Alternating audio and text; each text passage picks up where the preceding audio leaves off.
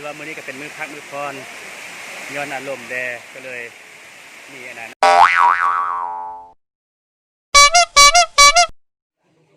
สบายดีท่านผู้ชมปัจจุบันนี้ทีมงานก็ได้เดินทางมาฮอดบ้านตาตะแลไปที่เรียบร้อยกันแล้วข้าจะพาท่านผู้ชมไปรับชมสถานที่งามๆที่ว่าขึ้นชื่อลือชาของเมืองหุ่นเนาะนั่นก็คือตาตะแลนั่นเองไปกันเลยทางลงไปตาตะแลเนาะมันก็ได้ปรับปรุงแปลงทางเนาะเพื่อต้อนรับแขกจากชาวต่างเมืองเพื่อมารับชมน้ำตกตาตะแลรับชมเที่ยวเบิ่งตาตะแลอันนี้ก็เป็นชั้นหนึ่งเด้อท่านผู้ชมโอ้บ่ฮอดที่ก่อนแล้วบัดงามนะงามเด้อครับอันนี้ก็โซเฟอร์เป็นที่ได้โซเฟอร์ได้ลงไปแล้วบ่แรงได้การบ่การทางลงนี่อันนี้คือว่าเป็นชั้นสูงโอ้ว้าบ่แม่นแต่ต้นไม้งามต้นไม้ใหญ่เด้อนี่โอ้น่ะไหลตัดเลยตัดกายจากครับนี่แหละดุ้งจากเม็ดธรรมชาติเขาจะมีเชือกคนนี้รู้ป่ะต้นไม้กับลูก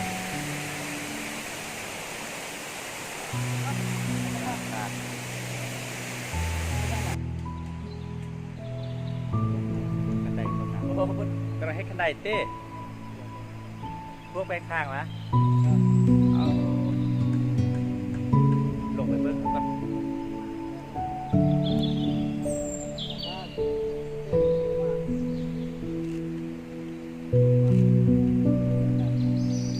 ลงไปห้าเด็กได้ครับโอ้สั่นแท้วาย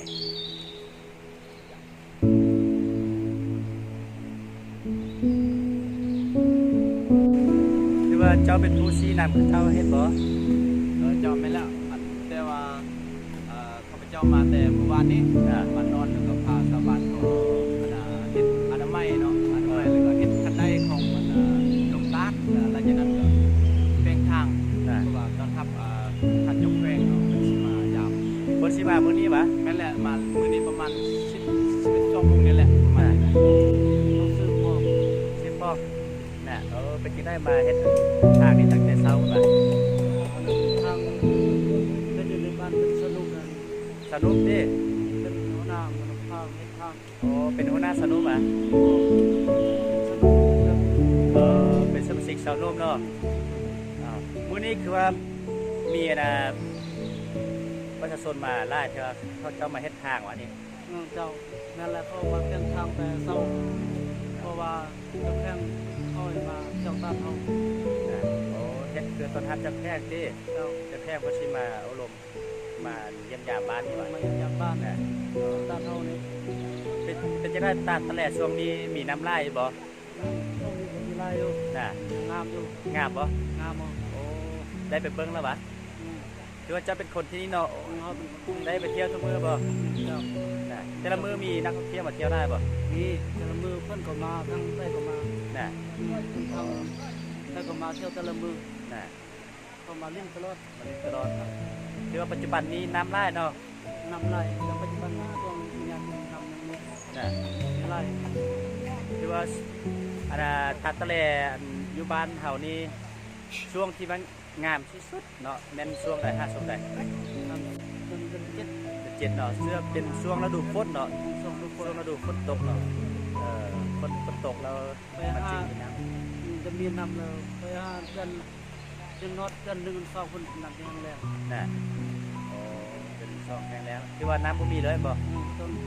ช่องเดือน1 2น้ำบ่มีเลยจะมีน้ำงามอยู่อย่างต่อไปเนาะประชาชนเขาทำอะไรได้ประชาชนเขาคือว่าคุม รวมกันเนาะอ้อนงานเนาะเฮ็ดกันได้เพื่อต้อนรับกันนะก็สิมาเยี่ยมยามเนาะมาเที่ยวชมตาดตะแลนี่เนาะปัจจุบันนี้พาก็ได้มาถึงสถานที่ท่องเที่ยวแล้วก็คือตาดตะแลเนาะที่ว่า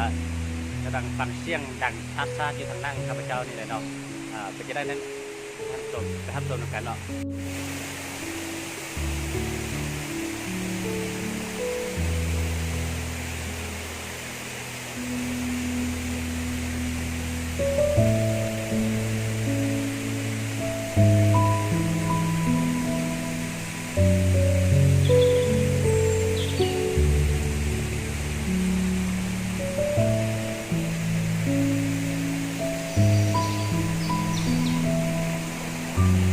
งานของตาดตะแล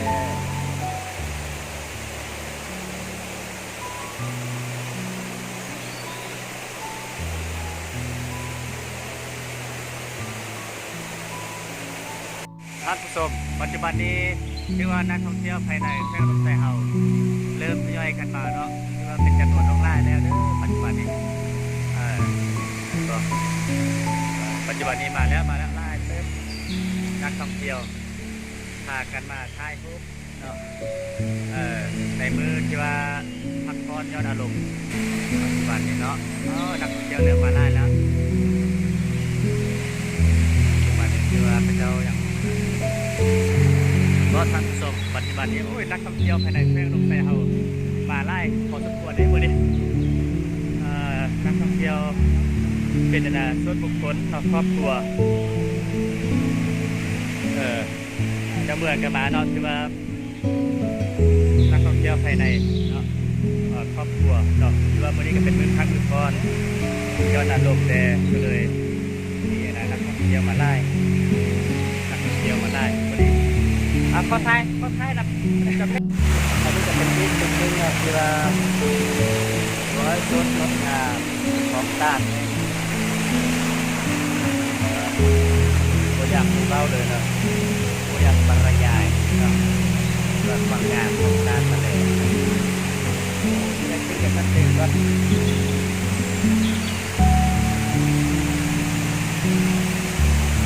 นั่นเรื่องงามแล้วทำตรง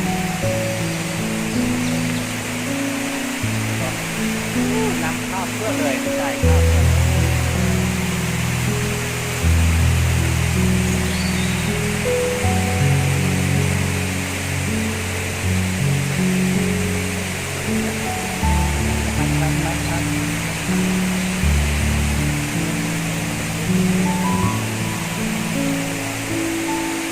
เราต้องการมาเที่ยวมาชมกันมาเด้อปัจจุบันนี้เรากำลังใช้รถกันอยู่เนาะ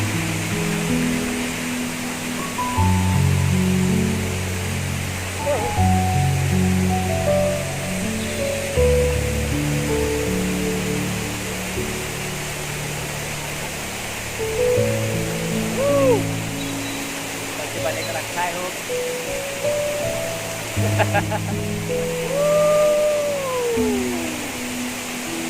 ไรเด้องามไรเด้อบรรยากาศเอาบรรยากาศมาก่อนเดี๋ยวนี้ต้องบรรยากาศแนบมันจะเป็นชั้นไม่หน่อยที่ว่าตรงด้านภาคหลังเนาะ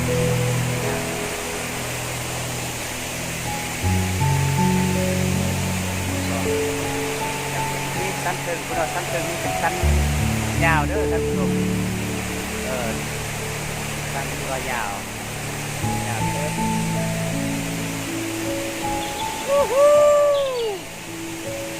ก็อยากได้รูปกันนะท่านผู้ชม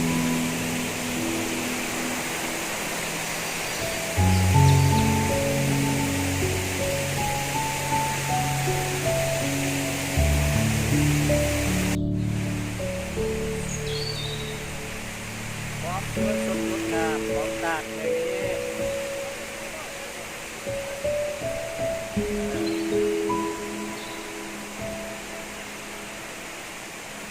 ดังที่ทานเด้อตาทานมาแล้วความงามของ านเฮ้ทางนี้ทางนี้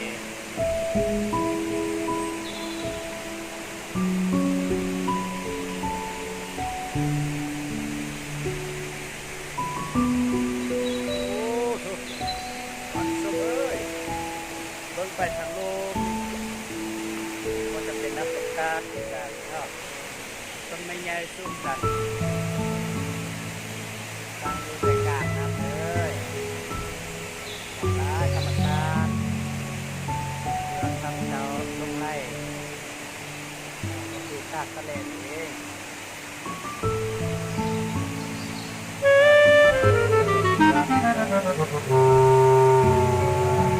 แล้วว้าวมาเห็นตัวจริงแล้วเด้อท่านผู้ชม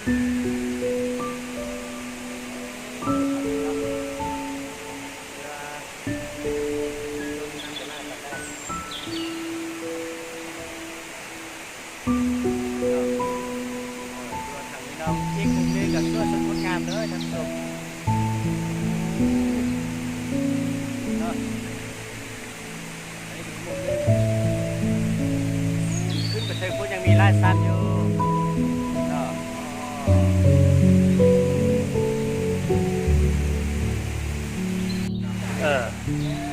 ตัวนี้ก็งามได้ยาวเด้ตัวนี้บาดนี่ว่าวันนี้มีแขกมาเที่ยวไล่เนาะ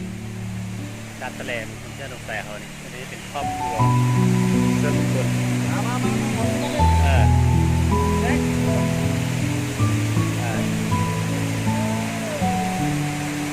แขกมาไล่เดี๋ยวนะไอ้กี้ผู้สึกได้มื้อนี้มันได้มาเที่ยวงามไล่ป่ะ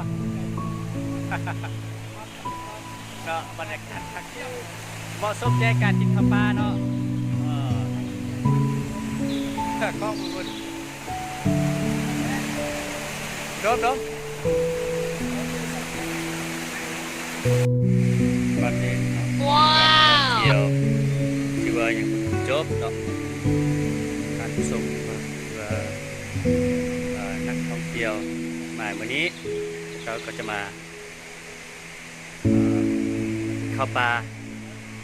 ในมือพักมือพรวันเสาร์อาทิตย์เนาะซึ่งซีเขาจะก็เกิดการพักก็ปักตัวมาเที่ยวมาส้มกาดทะเลอย่างนี้เนาะ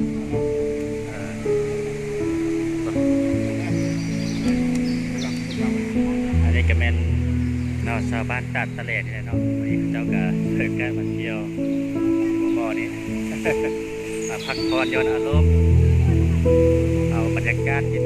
นๆนะนี่นะ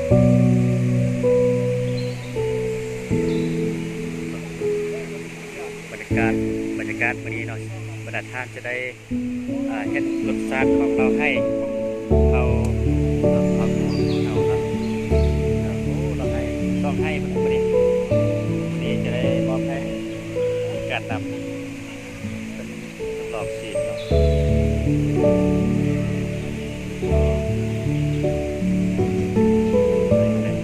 โอเคของบ้านตาตะแหลกวันนี้มาของนักขอตากัน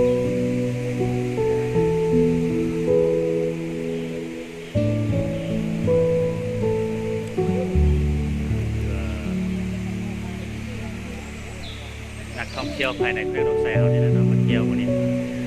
เป็นวันเสาร์เนี่ยเขาจะเลิกการมาเที่ยว